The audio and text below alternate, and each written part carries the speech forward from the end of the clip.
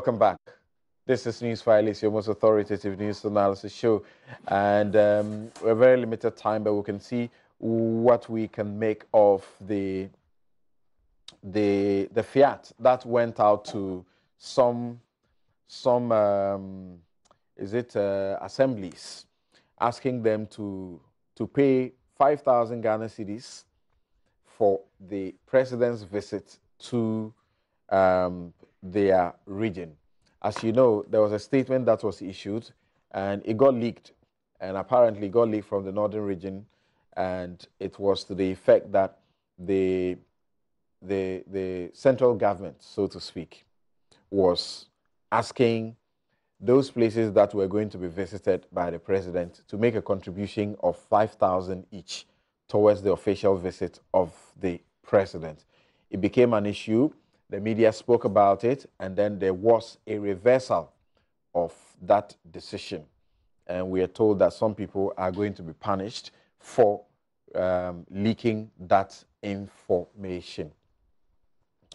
On that note, I'd like to start with Kweku, how this should not be looked at, as has been said by governance people, should not be looked at simply as, oh, they said this, and then the media spoke about it, and it has been reversed, so end of the matter. We should look at the broader governance issues that it presents and the way it appears we have been running the state. Well, it's been reversed, meaning that it's perceived as something not proper, not a good practice. But obviously, it's not peculiar to this administration or this era. Because I have seen, why is John looking at me? I'm making a holistic submission. You've seen, I'm listening, you've seen. It was bad then, and it is bad now. It's as simple as that. Because I have cited some correspondence. Same Northern Regional Council. Yeah. I've cited it. Signed by the same person. Incidentally, by the same person. And it was also, that one, they were asking for 3,000 for one-day visit. Yes, for President Mahama's visit to cut sword and inspect some projects. The assemblies themselves, I think, have difficulties in terms of financial and logistical things. So I wonder why this extra burden will be imposed on them. But when the president is coming to them, they are supposed to host him. What's the big deal? The state hosts them through the assembly's funding? No, I don't believe so. The presidency, you see, the regional assemblies or district assemblies, there are certain specific things they might want to do on their own. I don't think I have a problem with that. But you see, you are asking people to fund the presidential trip. I have a difficulty. I think it's a bad practice. And it's good that it was exposed by the media. Those who leaked it, me sitting here, recipient of leakages all my life, I'm not going to worry myself about those who leaked it. You know, in terms of, they have their own code of discipline and things. They were not acting also under any, the Whistleblowers Act aside. People tend to think, if you want to go under whistleblowers dispensation, there's a way to go about it. Right. But how would you identify who leaked it, where and how? So I'm not bothered about the leakage. I think the authorities should ignore the issue of who leaked what. It's a they are not ignoring that, because the head of the local government service, Dr. Nana Atto-Arthur, has vowed to fight people he calls saboteurs, who are hell-bent on destroying the Akufo-Addo administration. He says it is not professional for anyone to be leaking confidential documents on social media. The trend is worrying. I feel there must be an end to this, because by so doing, you are weakening the very system which you are part of. If we are talking of this letter that was leaked, I think he's killing an ant with a sledgehammer. This specific. There's a general code of conduct, official secrecy, and all those things are there. I think he's extending the frontiers. This specific case, so who leaked the one about the Mahama administration. Who leaked that one too? Is that confidential as well? I don't see the confidentiality level of this one. I don't see it. I think it's been overrated in terms of context of confidentiality. That's my view. This is not... Is it also your view that the Northern Regional Coordinating Director would have issued this letter asking them to make this contribution on his own? No, because it's a practice. Without central government telling him that this is what you have to do? I don't believe so. He might have consulted his minister. Okay. It's possible. The minister says it's not allowed. No. So I'll... Okay, then you better explain. Because I understand please do that. So first, let me go back and then I'll come to deal with this specific. Budgeting and financial administration in our public services in this country needs a lot of improvement. Over the years, for example, at the beginning of the year, there are some things that they literally don't budget for, even though they are supposed to make miscellaneous allocations that will cover them. So you find a situation where sometimes budgets are not made available for this, and particularly for regional coordinating councils that don't get any development budgets or any significant budgets. Then they find themselves in this web. When the president is visiting a number of districts, then they write to the district chief assemblies to mobilize some money to pay for it. In this instance, what we are informed happened is that the district chief executives, municipal chief executives, whose areas of operation will be visited by the president, had a meeting with the NRCC and said, because in previous times this request was not standardized, because in previous times they could ask this district pay 5,000, you pay 10,000, etc., based on how they perceive your IGF, etc. is. They thought that it should be standardized and made equal, and came to that agreement. And the RCC coordinating director, who has been signing all the previous ones, again wrote this letter and signed. The minister was not even in the jurisdiction at the time. And then they were beginning to get through the processes to collect those monies and then use it for the payment. Now, when news broke of this and it got to the attention of Flagstaff House, the persons in charge there said, no, we have budgeted for the president's trips this year. Indeed, President Akufo-Addo's trips, these regional trips that he's doing, I recall very much as we're ending the transition, how he programmed, how he wanted to do the first 100 days, how he wanted to finish the formation of the government, and by which time he wanted to start traveling across the country. So it was budgeted for, and they have principally been funded. They have been funded from the Flagstaff House. You recall that at the beginning of the year, when we brought the allocation of the budget for the Flagstaff House, we even received criticism that it looked a bit huge. All of these things had been factored into it. So when it was brought to the attention of the regional minister, he says, no, I'm not aware of this. I've not sanctioned any such thing. And he gave a counter. It wasn't on file?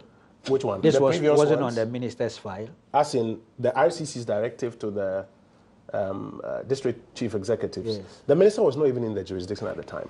Okay. The next morning when it appeared and it was brought to his attention, he gave the counter directive that, no, we are not aware of this. We have not sanctioned any such thing.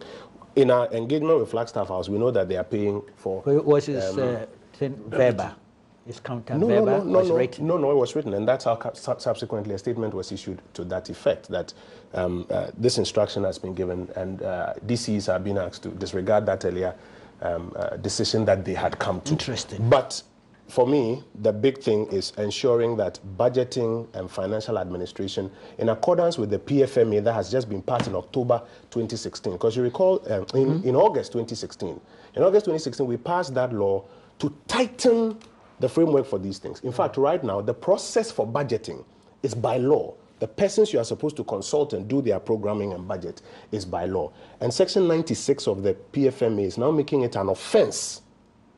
Ministers can go to jail now in accordance with Section 96. So things have changed, and we have been trying to get people across the structure to know what the new law says and why they should comply accordingly. Maybe we have to do a bit more. So that some of these old practices cease as a matter of course. This is refreshing to hear. I hope it's just exactly the factual picture. Right. But it's refreshing. But the bit about, even at the party level, they have come out to say they would fish out who it is and punish the person for leaking this information. And then also the head of the local government institute also says they will punish this person. Now, the question being asked is that if the person has not done anything wrong, Why do you want to punish him? Because he has brought to the fore what is a wrong that was being done that you have stopped. Who? As in the one who initially wrote the letter or leaked the letter, or who exactly? Because it The one appears who that He's talking of leakage. The one They're who talking leaked the leakage. letter. Good, and I wanted you to be And specific. it does appear that the one who also wrote the letter also must face some sanction. No, well, I'll put that one aside, and I'll talk about the ones who leaked these two letters. Okay. Okay. If you go under the cover of breach of secrecy, then it stands to reason that both persons have breached that level of secrecy. You have to make that determination that indeed any breach amounts to a breach, right. And therefore whatever sanctions you are applying must be done accordingly. But you also know that we have laws that allow you to leak legally. There's a whistleblower that allow you to do that. Okay. So if you want to leak because you are convicted in your heart that this is a matter that must be brought to the attention of the general public, we have provided laws in this country that allow you to do it legally without fear of sanction. That's right. So do it. And don't do it in a manner that will now let somebody be caught in this fix of whether or not he wants to sanction you. Yeah. Yes, John. This is interesting. First of all, I have worked at the presidency before, and the practice is that anytime the president visits, post his visit, the RCC will submit the bill. Food, everything, and office of the president takes care of that.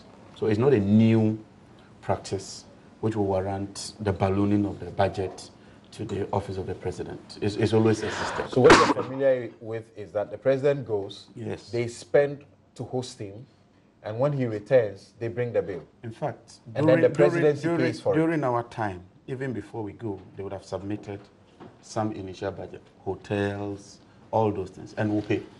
Even the office of the vice president. Perhaps for more fiscal discipline, the style might have changed. And when you finish, I'll point to you why. In my opinion, it hasn't. Let's listen. Then, so normally, the bills would be funded, and those bills will be foot Kwekwe from is the saying office. style has changed because, you know, Kojo informs us that these trips have already been budgeted for at the level of the budget of the Risk president. control better. That's what I'm saying, that more we used to do discipline. that. Do you remember what You happened budget in for that 2012? because within the year, we would have predetermined that the president will be doing X amount of visits. Okay. And then you put a figure to it. So that is always part of the budget of the office of government machinery in the Okay. presidency. So when they submit the bills, you out of that Yes, budget, you yes. pay for it. And then auditors would audit. So even at the vice president's office, don't forget I was with the vice president, and then even at the vice president's office, anytime we're traveling, those bills were taken care of from our office in consultation with the chief of staff. So it's not a new phenomenon. I think that it would appear that it's only the northern region that is practicing this system of asking DCs to contribute. Because bear in mind, the president has visited some regions already. He's No, been to we don't Western know if it region. happened. We No. don't know. They have Well, been funded from the center. I know from what I'm saying is that president has been to Western region. It's never happened. We all do our checks. And so why would that happen within the northern region? And I was trying to get a portion from the Local Government Act 2016, which stipulates how even now the regional coordinating councils will be funded. Because as it stated earlier on, they appear not to have a dedicated source of funding in order to undertake the operations. And with the new act, they have so much responsibility, vetting the budgets of the assemblies, ensuring that even donor funds are utilized well and all that. And from the DCF, they are given a certain portion to operate. And so I'm asking myself, why would this happen? Now the minister says that he is unaware. I believe in systems operating rather than individuals. What system have they put in place such that such a major decision could be taken, letters written, without one recourse to the minister or his deputy? I think that ought to be looked at. Or a What are the decision other- taking which potentially could lead to monies going That into is private it. pockets. Yeah, because look at the number of assemblies in northern region. But more importantly, we're coming back to this same system of governance. I'm surprised at the head of local government service. And read the statement. I'm surprised. He wants to concentrate time, look for the person who leaked the letter, fish him out, and deal with him and describe them as saboteurs. What has this got to do with the Northern Regional MPP? This is pure governance issues. Why would the Northern Regional MPP want to investigate this? Please, see, some of these things, they keep building up. It's not as if we are whining. It's not as if we are lamenting. But these are serious governance issues. Maybe the leakage was put to a certain use. Yes. The party has an interest. Yes, some people might have used the leakage to paint the party and government in a You have a certain problem light. with the head of the local government service. But have you read the code of conduct, which clearly prohibits such leakages? But we don't even know who leaked it. No, the code of conduct prohibits it. There's a manual. There's a manual both for the civil service and for, I think it's the same that applies to the local government service. There's a manual, and it clearly prohibits it. No problem. So if you have breached it, irrespective of the good it has served, should you not be punished? You see, I still hold the view that some of our current appointees are talking too much. You didn't need this. Sometimes that's why we say some of these things are needless. That the whole head of the local government service, who first of all ought to be apolitical. That's a fact. The head of local government service ought to be neutral and apolitical. From his speech, he is talking about the MPP government and the fact that some people want to bring the MPP government down. And not even with the code of conduct, the ethics and all those codes that you are talking about. And I find that problematic and disturbing. Please, let's do what is proper. Let's do what is right. I am happy that the presidency appears to have listened to some of us and eventually stepped in and dealt with this issue. We'll continue to monitor, Samson. Okay. We will not be spectators. All of us will be part of the system. Yes, Mr. Janto, do you find any problems with what has happened, and do you feel that this may be widespread somehow, but because this one has been exposed? Samson, I do not understand how the president is visiting regions and there's no communication between the district and the presidency. I don't understand it, especially with finance. If you're saying this is something that happens all the time, there should be some communication. Because so far as I'm concerned, if the president is going to visit XYZ region, the budget comes from the presidency. It has nothing to do with the region. He is visiting. Okay, if it's got to do with the region, the person responsible should talk to the minister in charge. The minister in charge will talk to the presidency so that everything is done on the right basis. There's one lady who was interviewed by CTFM, one Nadu Tete. I think she's with one of the advocacy think tanks. She indicated that, yes, they overspend. But sometimes the monies that they ask for, or the monies that they put forward, they inflate it. And look, I would not sit here and say that they are Jesus Christ or they are avowed Muslims, so that thing won't happen. It happens all the time. It happens. So, if in his era, when I say his era, the NDC era, they went to spend and they brought budgets back for them to pay, it should stop. I believe where President Akufo-Addo is concerned, he's a man who likes to do things in the right way. So far as I know him, so far as I know him, and I'm talking on a personal level, I'm not talking on a party level. So far as I know him, he wants to do things pepepe. And I know he's the kind of person who would want the finances of his visit come from his own environment. How much money do the RCCs get? How much money do they get from the consolidated fund? That they are going to take 5,000, I applaud the person who leaked it. I applaud him. And I don't think Ato Arthur is being, how should I put it? He's being over-righteous by saying that he will fish the person out. Has it not brought a good? Have we not gotten to know that sometimes when president is visiting, we get money from the districts and the MDDAs? It is wrong. Substantially, how to stop this? In terms of? How to avoid this situation? Well, it shouldn't happen. We should sanction anybody who does that. There should be sanctions. We should put the right regulations in place to sanction anybody who does that. Samson, how much is the money that goes down there? Sometimes they cry that the money that is brought doesn't even help what we want to do. So the president is visiting, so we take 5,000, 7,000, 10,000? Who determines the sanctioning amount? may be after the fact, but initially you were talking about a certain communication between the presidency should happen. and wherever the That president should is going. happen wherever he's going. How do you expect it to be done to avoid potentially, and I'm still looking at that being a possibility, where a region or some leaders within the region or particular district want to take advantage of the visit of the president to make some profit? Individuals. The president's visit doesn't start from immediate. It has been, what do you call it, programmed. And once it's been programmed, before the date even approaches, that communication should have gone on. Number one. That communication should have gone on. If it so happens that the money is going to come from the districts, then structures and regulations should put in place to make sure that these people that you talk about who want to now make money out of it do not have the chance to do it. But also, there should be penalties for such things. I don't know, JJ, whether when they brought the budget, it was scrutinized before you paid. Oh, fully scrutinized. Fully scrutinized. When you haven't even got a Before we list. go, there's a budget that is Yes, brought. but we take care of it and post our living. We do.